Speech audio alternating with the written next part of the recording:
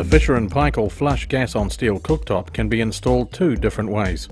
The cooktop can be installed with standard overlay or can be made flush for a full integration into the kitchen.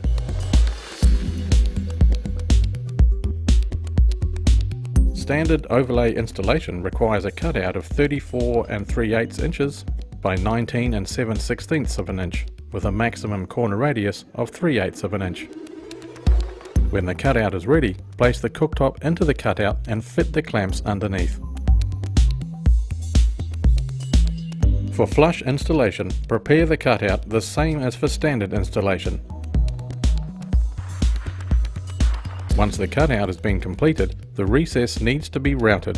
The dimensions for the recess are 35 5/8 of an inch by 21 1/16 of an inch, recessed to a height of 1/8 of an inch.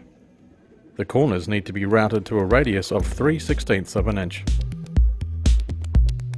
Once the recess has been routed, place the unit in and fit the clamps underneath.